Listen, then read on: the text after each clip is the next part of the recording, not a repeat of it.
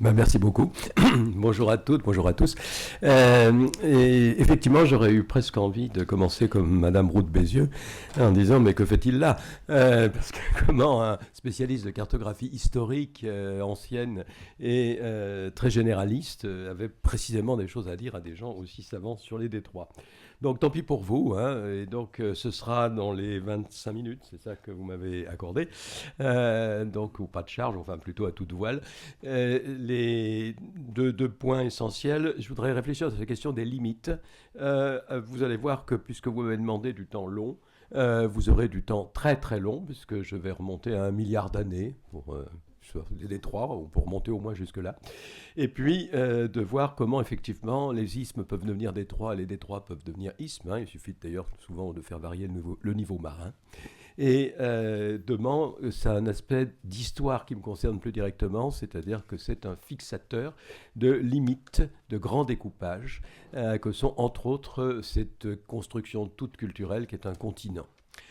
D'autre part, il y a une notion de géohistoire simple qui est la question du face-à-face, c'est-à-dire, bon, excusez-moi, la banalité ici sans doute de la citation de De Gaulle, la mer unie, la mer sépare, mais c'est effectivement, ça marche très bien pour justement les constructions historiques dans le temps long, donc les constructions géohistoriques qui ont pu se faire de part et d'autre de mers relativement étroites, c'est-à-dire des choses qui ressemblent beaucoup à des détroits. Voilà. Donc j'utilise beaucoup mes atlas, parce que je fais beaucoup d'atlas historiques. Et dans l'atlas historique de la Terre, j'avais fait une double page sur le passé des plaques, de la tectonique des plaques. Je vais y revenir un instant, en commençant donc par la première image. Vous avez promis 1 milliard d'années, le voilà.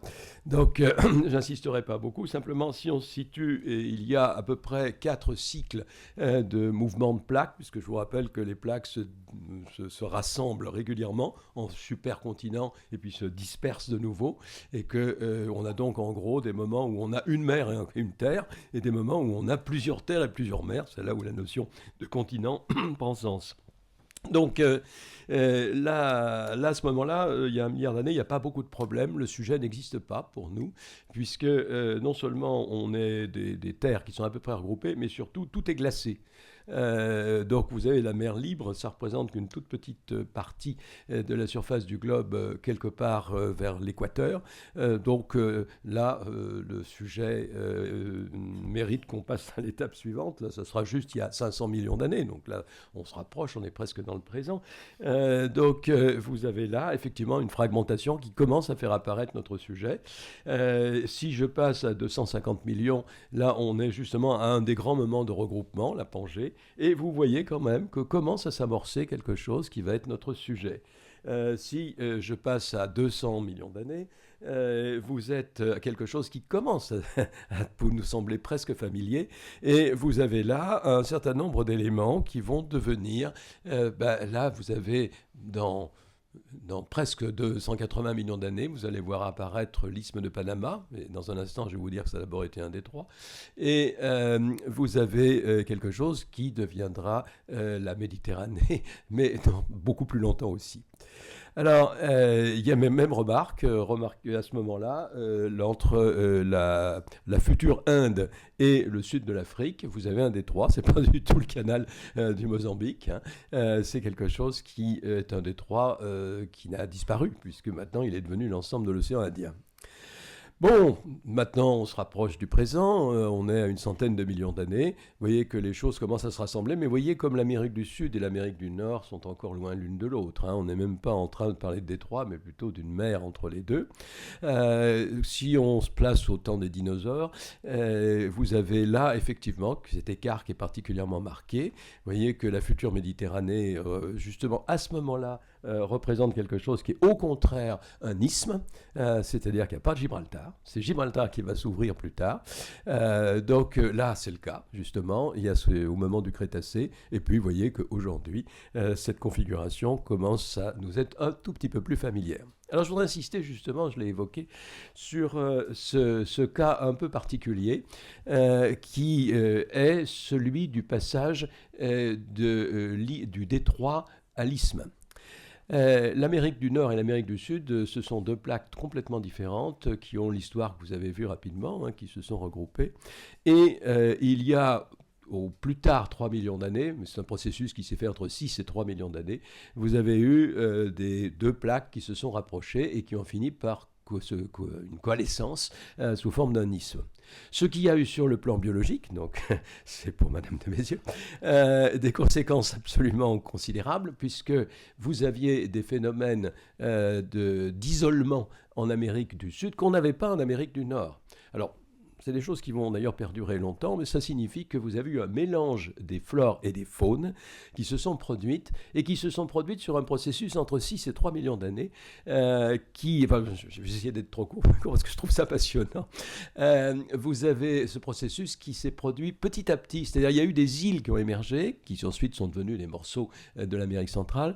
Vous avez des animaux qui sont passés, et même des plantes qui sont passées avant même que les terres se rejoignent. Par les graines qui se dispersent, par la natation aussi. Un certain nombre d'animaux sont passés. Globalement, il y a eu un rapport de force et pas mal d'animaux d'Amérique du Sud ont disparu. Parce que les animaux qui étaient endémiques dans un milieu fermé ont été moins résistants, c'est un phénomène classique, que ceux d'Amérique du Nord qui étaient au contraire plus ouverts à d'autres espaces. Donc, vous voyez, de cet isolement, à partir du moment où l'isthme s'est produit, c'est quelque chose qui se produit aussi à l'inverse, qui va isoler cette fois-ci les océans.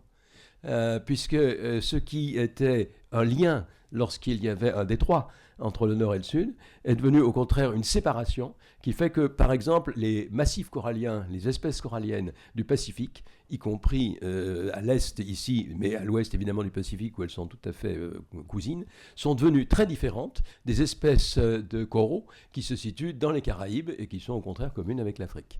Donc vous avez là, alors c'est vrai pour toute la faune et la flore marine, hein, ce que je dis, mais c'est particulièrement net, ça a été beaucoup étudié sur les... Alors j'ai autre remarque sur les choses, on l'a dit tout à l'heure, je vais l'évoquer, mais je crois que vous l'auriez dit mieux que moi, Madame de Bézieux. Les courants, là c'est évidemment dans le détroit de Gibraltar, les phénomènes de courant ne se mélangent pas. Alors, donc vous avez dans des séparations qui sont aussi des séparations dans ce qu'on le croit s'unir. Donc vous avez la lame d'eau chaude de la Méditerranée qui passe sous la mer plus fraîche de l'Atlantique, l'équivalence que vous évoquiez pour le détroit de Bering, qui va se traduire effectivement pour des évolutions de type biologique particulièrement importantes. Une petite remarque dans l'histoire des évolutions, je ne vais pas vous parler d'ouverture et de fermeture de Gibraltar, ce que j'aurais pu faire, que j'aurais pas le temps de faire pour l'Hellespont, pour les détroits entre la mer Noire et la mer Égée. Mais la Méditerranée, ça remonte à 3 millions d'années, c'est une autre histoire. Mais il y a eu fermeture, effectivement. Mais inversement, il y a eu, à un moment de l'abaissement du niveau marin, il y a 20 000 ans encore, la mer était effectivement beaucoup plus basse, ce qui fait qu'il y avait des îles qui apparaissaient dans le détroit de Gibraltar qui aujourd'hui sont simplement des hauts fonds. Et on a prêté, d'ailleurs, puisque je dirai encore un mot de l'Atlantide tout à l'heure, on a supposé que ce pouvait être l'Atlantide. Hein. C'est enfin une hypothèse. Bon, je ne discuterai pas de ça. Alors, je vous rappelle, là aussi, puisque j'en étais à l'élévation et à l'abaissement des niveaux marins, que vous avez entre l'Asie et ce découpage culturel qu'est l'Asie d'une part et l'Océanie d'autre part, l'Australie en particulier, vous avez eu des variations, puisque toute l'Asie du Sud-Est, en particulier, enfin les grandes îles, Java, Sumatra et Bornéo, ont été rattachées au continent sous la forme de ce qu'on appelle la Sunda, et le Sahul, au contraire, c'est un continent qui comprenait non seulement l'Australie et la Tasmanie, mais également la Nouvelle-Guinée. Donc vous aviez là quelque chose qui était un détroit beaucoup plus étroit, beaucoup plus restreint, mais s'il a laissé la possibilité, je rappellerai dans un instant, aux humains, à des sapiens, de passer, il n'a beaucoup moins laissé la possibilité qu'entre le rapprochement des deux Amériques, à des végétaux et des animaux de passer. D'où le caractère particulier de la faune et de la flore du pays des kangourous, qui est l'Australie. Voilà, et des phénomènes endémiques locaux, je n'ai pas le temps de développer. Alors, un aspect historique qui est important, c'est que les variations des niveaux marins au terme des 4 grandes périodes glaciaires qui ont eu lieu depuis 500 000 ans, et que maintenant je suis dans des temps beaucoup plus courts, ces variations, elles ont été avec une tendance générale à l'abaissement du niveau marin. Le grand trait noir horizontal, c'est le niveau marin actuel ou subactuel, et vous avez donc des phénomènes de haut et de bas. Donc, globalement, les niveaux marins étaient plus élevés il y a 500 000 ans que maintenant, même aux périodes glaciaires où il était plus bas. Donc vous avez ce phénomène qui fait que la circulation sur les terres émergées a été de plus en plus facile. Ce qui est très intéressant pour l'espèce humaine. Parce que imaginez un instant, je n'ai pas mis la diapo pour ne pas le faire, mais que j'inverse ma diapositive, ça signifie que les humains auraient pu beaucoup plus facilement circuler il y a 500 000 ans, donc des Homo erectus, qu'il y a 100 000 ans, des Homo sapiens, et qu'on aurait effectivement des espèces humaines profondément différentes sur les continents, et que effectivement la controverse de Valladolid aurait pu être un petit peu différente. Petite remarque sur isthme et détroit à propos justement de cette dispersion de Sapiens. Donc là, c'est dans du temps court, il y a environ 100 000 ans.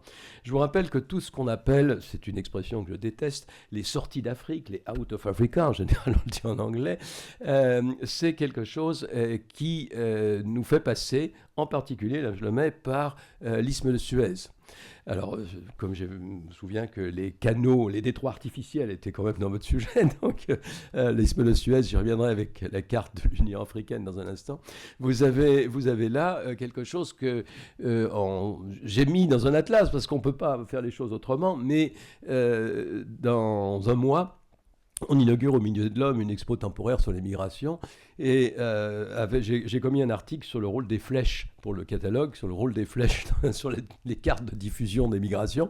C'est une horreur, ces flèches, je suis obligé de les faire parce qu'on est dans la rhétorique graphique habituelle, mais on ne sait pas du tout par où ça passe. Et toujours, on les fait passer par Suez. Alors que dans toutes les glaciations récentes, il n'y avait pas de mer Rouge. La mer Rouge est très peu profonde. Le détroit de Bab el-Mandeb fait moins de 100 mètres de profondeur, je crois. Donc le résultat, et puis le nombre de fleuves qui alimentent la mer Rouge étant ce qu'ils sont, vous avez quelque chose qui était au contraire une espèce de mer morte. Donc vous avez là quelque chose qui n'a pas de sens, mais qui est tellement inscrit dans notre découpage Afrique-Asie qu'on a inventé en Europe, qu'on est obligé de trouver un passage isthmique qui nous fait passer la circulation des humains. Alors évidemment, les flèches continuent vers d'autres détroits, puisque ici, vous avez à la fois Bering et puis l'insulinde. Mais donc, évidemment, on a cette diffusion. Je vous rappelle qu'au XIXe siècle, la diffusion des populations ancêtres, ce qu'on appelait les aborigènes australiens à ce moment-là, et c'est quelque chose qui a été l'objet de fantasmes divers et variés, puisqu'on n'imaginait pas que les ancêtres de ces sauvages profondément méprisés au XIXe siècle, et d'ailleurs chassés comme des animaux sauvages, pouvaient avoir inventé un processus de navigation. Or, ça signifie qu'il y a 60 000 ans, puisque le peuplement a commencé à ce moment-là, il y a eu navigation dans ces détroits. Alors, c'était une navigation à vue, sans doute d'île à île, mais c'est quelque chose qui suppose... On connaît en Méditerranée, par exemple, dans des objets paléolithiques en Crète, la Crète était émergée il y a 100 000 ans, on a des objets paléolithiques qui nous montrent qu'il y a eu navigation en Méditerranée il y a au moins 100 000 ans. Alors peut-être n'était pas totalement volontaire, mais on a là quelque chose, je ne vais pas insister sur les fantasmes terribles du 19e siècle là-dessus. Alors, même chose pour le détroit de Bering, puisque vous savez qu'il a été, alors je dois avoir mis des images du détroit de Bering là-dessus, voilà. Vous savez qu'il était émergé, et là aussi on faisait l'économie de l'idée de navigation paléolithique. Depuis, les archéologues ont montré que la diffusion des sapiens, il y a cette fois-ci entre 40 et 30 000 ans ou plus tôt en Amérique, s'est fait autant par cabotage que à pied par le passage isthmique. Alors que le scénario classique était de dire c'était des chasseurs qui suivaient des troupeaux et qui sont passés par le détroit de Bering. Non, il y avait effectivement aussi une navigation importante, ce qui d'ailleurs permettait de contourner les énormes glaciers qui bloquaient l'Amérique du Nord. Voilà. Alors, en même temps, en Europe, n'oubliez pas que dans des périodes glaciaires anciennes, là, on est simplement il y a 20 000 ans, hein, même pas 18 000 ans, vous avez des détroits qui ont très largement disparu.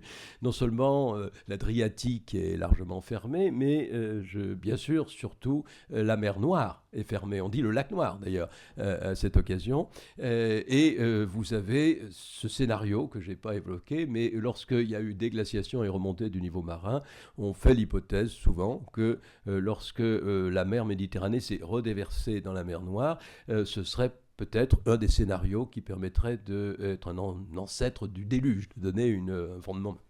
On ne va pas discuter fondamentalement de ça. Surtout, le Pas-de-Calais n'existe pas, puisque vous avez une grande plaine périglaciaire à sa place, avec des sables glaciaires qui ont donné les banques, de Dogger Bank en particulier, dans cette époque qui nous donne cet historique.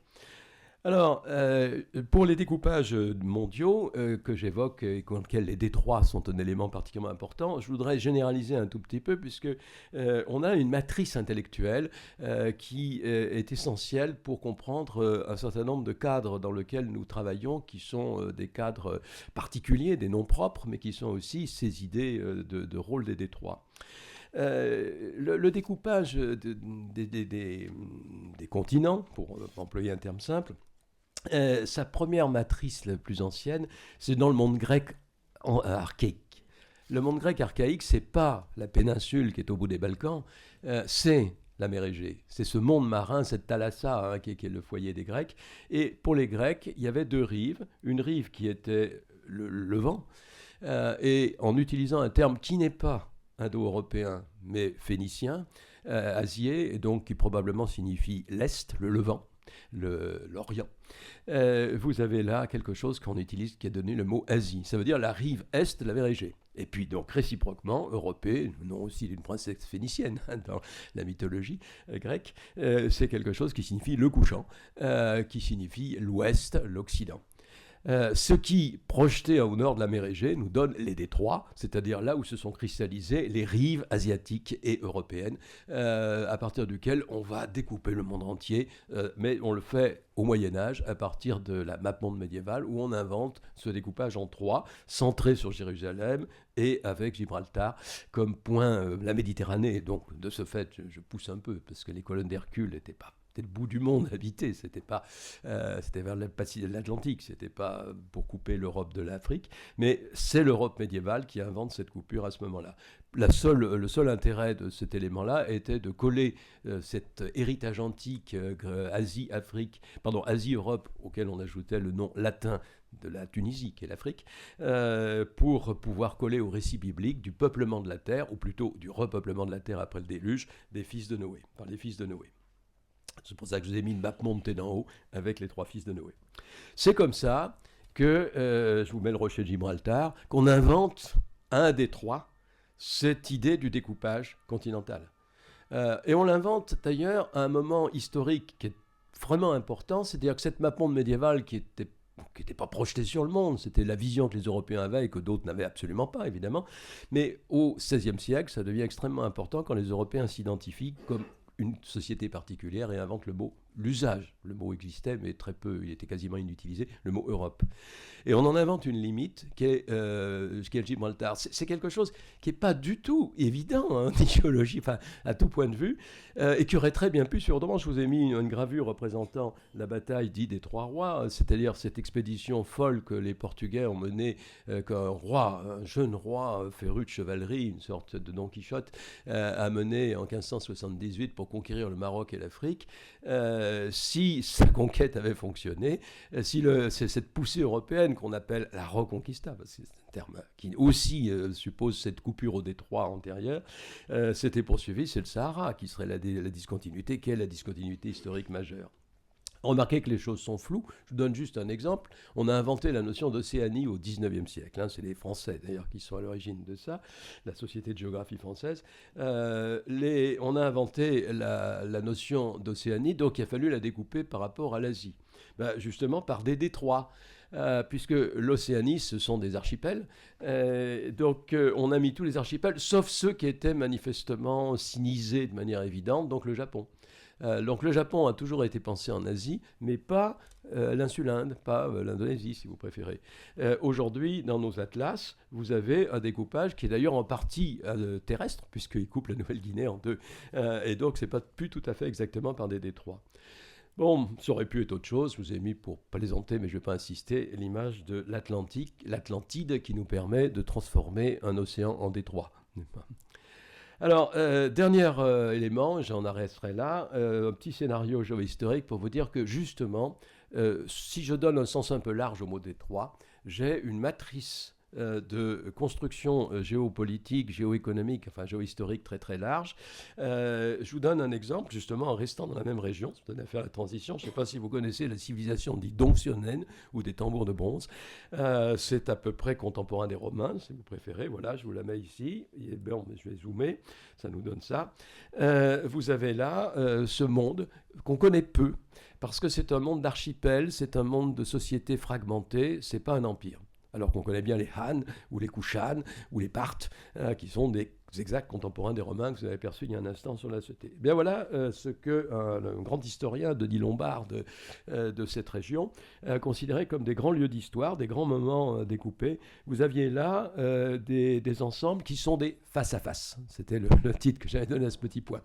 Des face-à-face, c'est-à-dire qu'il est beaucoup plus facile de naviguer d'une rive à l'autre que par la mer, que d'une rive à l'autre par la terre, en franchissant l'intérieur, parce qu'il y a des forêts, parce qu'il y a des déserts, parce qu'il y a éventuellement d'autres sociétés peu sympathiques. Au contraire, par la mer, on contrôle beaucoup plus facilement. Et vous avez donc toutes ces constructions sont toujours des constructions de littoral à littoral via la mer. Donc vous avez un petit scénario, vous voyez, si je le caricature, qui va plutôt nous donner un ensemble qui va avoir cette construction-là, mais qui évidemment évolue toujours différemment. Un exemple simple, la Manche. La Manche, c'est un lieu historique sur lequel il y a eu des constructions de face à face et dans la longue durée. Alors, bon, je ne suis peut-être pas le seul amateur de Wagner ici.